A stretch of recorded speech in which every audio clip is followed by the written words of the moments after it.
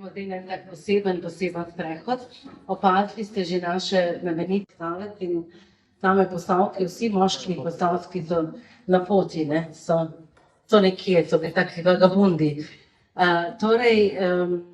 Zdaj bomo šli malo po našem lepem gradu in potem nadaljevali pot po mestu in zaključili na najvišji točki našega mesta, to je naš vodovodni stolp.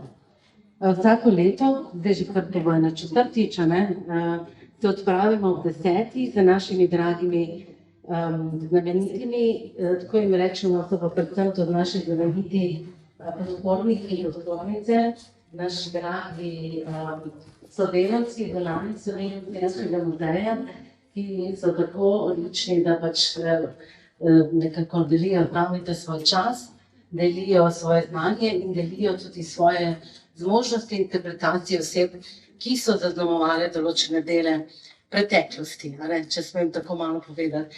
Tako da zdaj smo že prosili, da so se malo med vami sprehodili, pa jih bom jaz predstavila. Najstarejša je tam gospa ministrica. Gospa ministrica je prišla iz avstrijskega dvora. To je prav nekaj posebnega. Ona je v tistem času, ko je Martin Karpan sol tihotapil, in je bila izjemno pomembna, se pravi, to je tam 17. stoletje nekje, in zraven je tudi princesa takratno, to so naši dragi brezveli, so pa dragi okvir našega gradu. Se pravi, v resničnem življenju sodobnosti je prva Metka Brbošek, druga pa zove Iva Jurečič, tako da ste vedeli. Potem pa je druga zanimiva postavljica, oziroma mogoče pa najstarejša naša pisarka, in to preračujem. Tudi pisarko imamo od tistega časa, ki najrajši popisuje krškopoljske prašičke. In mogoče ste opazili, ima veliko knjigo, ona je tako zadušna, da jo sploh še poznamo.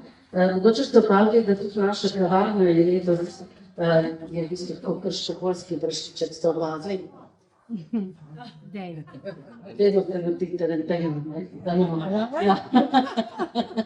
Ker kaj je značilnost krškopoljskega prašička? Da ima eno liso belo.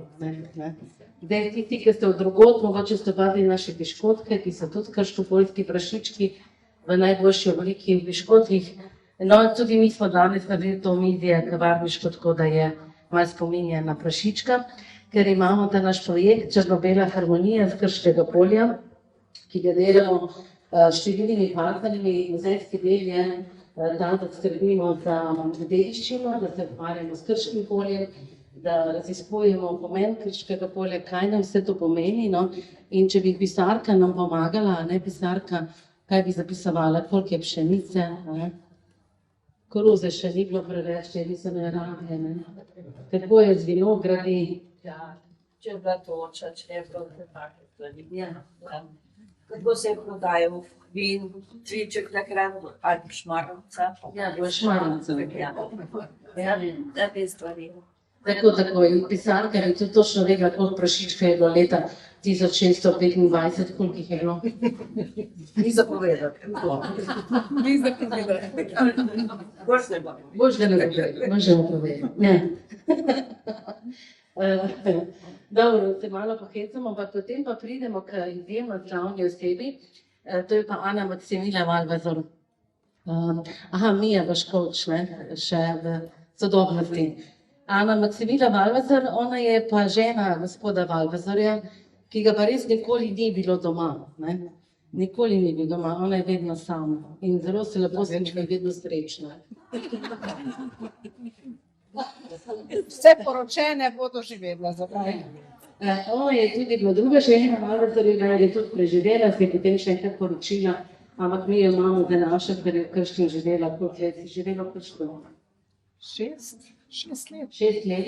Dobro, Ja, je pa okolica Krška. Ja, tako. No, tako, ni še daleč, To je naša draga Sonja Levičar. Hvala, Sonja. Ona bo potem še kaj povedala, kje je njen mož, kje je Valvazor. Nekje v Nemčiji se mi zdi.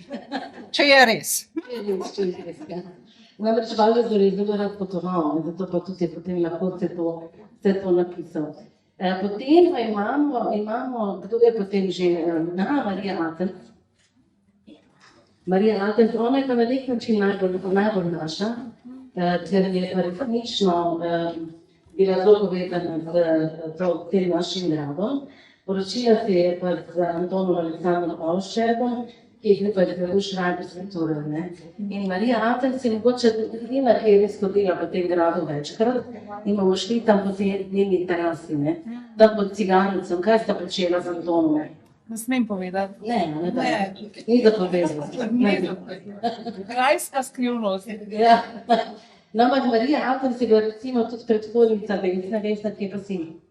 Nije več, Vesna. Aha, ti pa Marija Atenc je bila ravno za skupaj, bi ti pomagala. Marija Atenc je bila tudi slikarka. Ja. In tudi drugače mi je ime Vesna. Ja. Reče pa Vesna Žučko, ja. Ampak Marija Atenc je bila res tudi zelo znana slikarka že takrat in danes tudi najdete njene tihožitja v Narodni galeriji v Ljubljani, tako da je še danes slavna. Ja. Žal noč nimamo tukaj, ker so nam Ljubljančani vse vzeli, pa je to z Ljubljane. Dobro, hvala Bogu, dobro.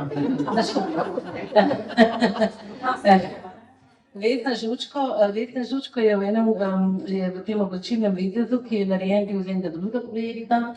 Kaj je že ta projekt? Od Ribiča do Grofa. Do Groščaka. Ja, to da ona je iščeno. Ona je ena vsiljivka. Evropska povezava, evropski projekt. Iz evropskega projekta. Ampak krasna gospa.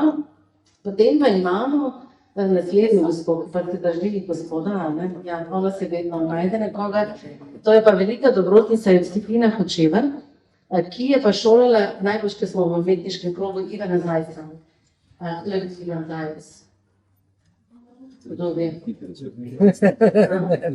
Siguren veš. Ivan Zajec je bil seveda taki par, ki je naredil Prešernov spomenik v Ljubljani.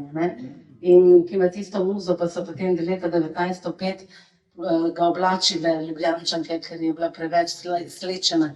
Ampak ker njegova v bistvu teta oziroma pol teta, bi lahko rekli, Josipina Hočevar, je imela pa toliko veliko denarja in razumela umetnost in mu je plačala celoten študij. Tako da je podpirala njega, pa potem tudi Frane Klemenčiča, to je bil pa še drug slikar, ki je pa bil Boštanjem, mu je tudi plačala študij. Pa še številni, se vidite, da govorim, ker bi lahko veliko povedala. Ampak najrajše pa povem pri Josipini, da je na koncu, če imate veliko denarja, se dajte po njej ozirati, ker je ustanovila 16 štipendijskih skladov. Plus je toliko volil, imela toliko denarja dala, da bi lahko zgradila takrat v istem času 3 mostove čez Savo in Krko. Te železne. Železni most so zgradili približno v tistem času. Letos je 120-letnica izgradnje in 25. avgusta, točno na dan, ko se bo odprli, se bomo tudi mi od gradu sprehodili čez most in eno lepo popoldne večer preživeli skupaj takrat je bil najdaljši mostov avstro-ogrski, sploh pa tako moč čez dve reki, Krko in Savo, kar vsi mi dobro poznamo. Tako, to je naša Josipina Hočevar, ki je imela res veliko denarja, drugače to je Ivanka Čerenič-Jurečič, ki ima tudi veliko denarja. Se lahko rečemo, ker se ukvarja z računovodstvom drugače. Ona je tudi avtorica teh kratkih šotkov, ki jih imate na mizi. Dobro, potem po letih naslednja je pa Ana Šmidringer-Romih, naša draga učiteljica, ki je učila deklice v Krški meščanski šoli, ki je financirala Josipina, še kaj več, če samoročnih del po gospodinstvu. To je bilo zelo pomembno, da so deklice znale tudi kaj več. Imela tudi moža župana, tako da na sorodnosti župana, ki ga pa tudi nikoli ni. Lih imamo, ampak nam malo moški nam obeljajo. To je pa Karmelita iz Gramšček, tudi ona je učiteljica v svojem sedanjem življenju, tako da ona najbolj v tem živa, ne, da lahko si malo iz 19., 20., pa tudi 21. stoletja. Ja. Vse, kar se rabi. Kaj se rabi? Kaj se rabi? No in potem je še ta gospod, ki nas pa snema. Ja, to on je pa najmlajši. On je pa, njegov lik je pa navdihnjen slavnim fotografom Josipom Pelikanom, ki je sicer bolj poznate kot Pelikan na hiši v Celju, ampak on je dejansko veliko časa preživel tudi v Brežicah in je poročen Brežičan. To je najpomembnejše. Da je bil poročen. Kaj? On je bil pa več doma. On je bil pa več doma, ja, on pa je doma. Ja. To je pa naš dragi Davor Lipej, ki zelo rad spremlja nas in seveda bomo našli to krasno, ta krasen lik. Ne. Tako da ni čist, ni on ravno Josip Pelikan, je pa Davor J. Pelikan, recimo. Ne. Tako. Dobro, zdaj pa smo pripravljeni, gremo na sprehod. Smo, gremo.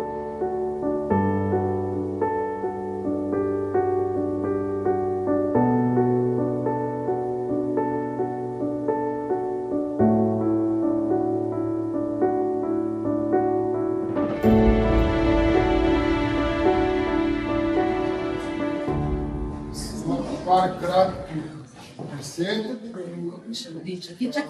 Torej, moja razstava je razdeljena v resnici tudi na dva dela.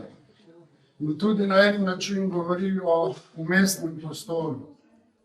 Ta umestni prostor, ki nastane med Erosom in Thanatosom. In če je ta prvi prostor namenjen na en način človeškemu telesu, erotiki in tako naprej, je potem tisti drugi dan že nečloveški. Nekak naslutna tistega, kar nas čaka in kar zre v nas že sedaj, pa vendar mi tega niti nočemo videti. Tako da v tem prvem prostoru so popolnoma klasični akti, velika večina ženskih, 2 ali 3 so moški. In to je tudi vse, kar je v tej sobi v resnici zapovedano. Se pravi, na en način čaščenje nas samih.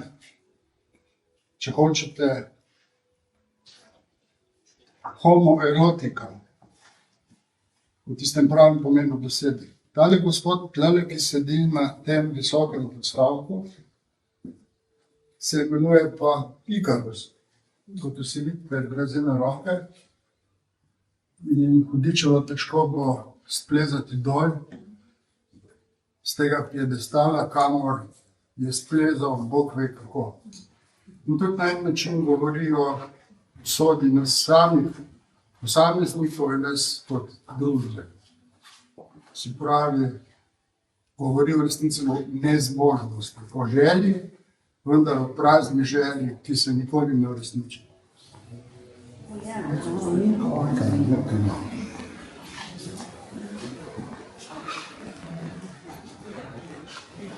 Torej, če je tista prva soba namenjena nam, ljudem, če je prva soba človeška, če vsebuje Eros,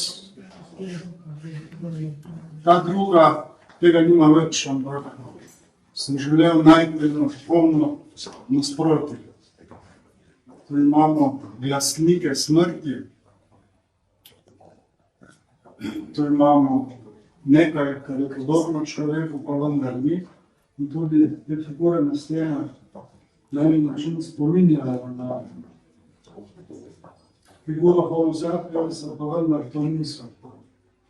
Tako da iz tistega, če lahko tistemu sploh rečemo lepo, tam na oni strani, pridemo v to popolnoma drugačno estetiko, ki se pa tudi v resnici ukvarja z lepim, ampak na svojstven način.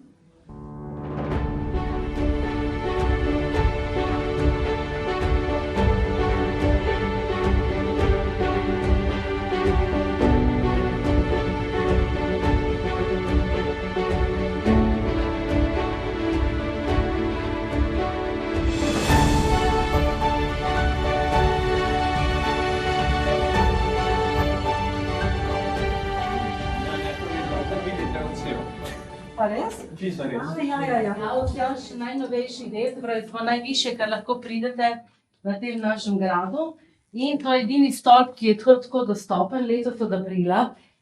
Smo si nekako želeli, da bi videli tudi mojstrstvo teh tesarskih mojstrov, ne? Da bi videli, kako so to res znali dobro ustvariti. In seveda na tem stebru, ne, cela streha visi.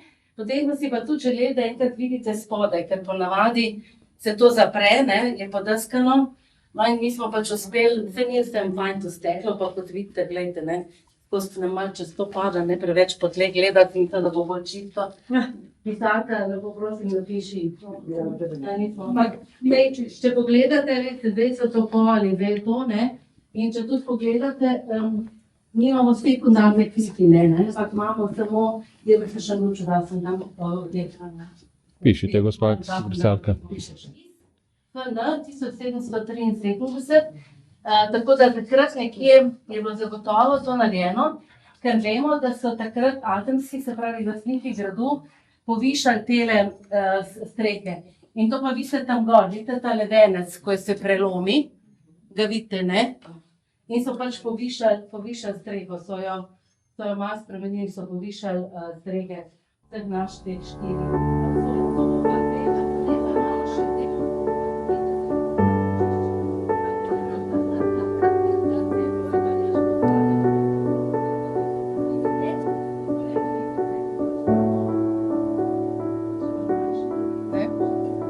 Zatem, na tem koncu, ni več. No, tu pa tudi ena velika znamenitost, predvsem, ker niste vsi od tukaj. Ne vem, če ste že videli, da je kakšen ta grad s tako teraso, ne?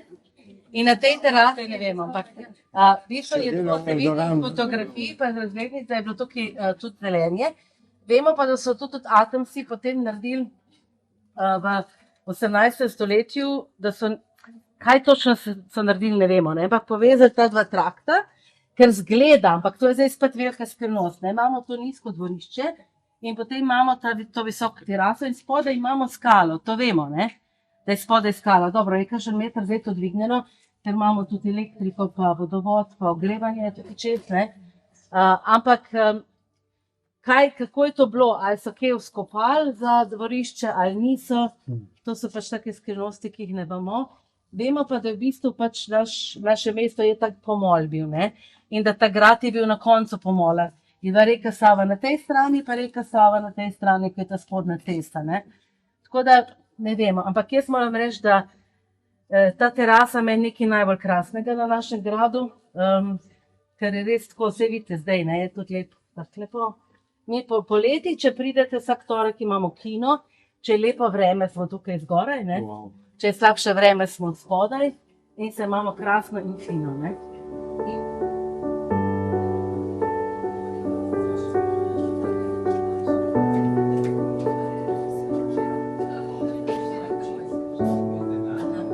Približno, konci? Ja. Ne, gospod Pelikan, ne, pač Josip Pelikan, Davor je Pelikan, je bil poročen z Brežičankom, Boženo, ki je bila njena sestra, pa je bila poročena z Josipom Holijem, tem slavnim telovadcem in frizerjem in lasuljarjem. Ampak Pelikan ni imel ravno ateljeja tukaj, bil je v Idriji, pa malo je bil tukaj, pa potem je bil glavno v Celju, zato pač nimamo neke take dediščine velike njegove. Imamo pa to fotografijo, a ne, da bomo nekako se tako nagnekli. To je v bistvu edina fotografija, ki jo imamo z tega časa, a vidite vsi, to pridite bližje, no. Pridite, bomo te nekaj nagnekli, če me že lahko malo gor, bomo ti to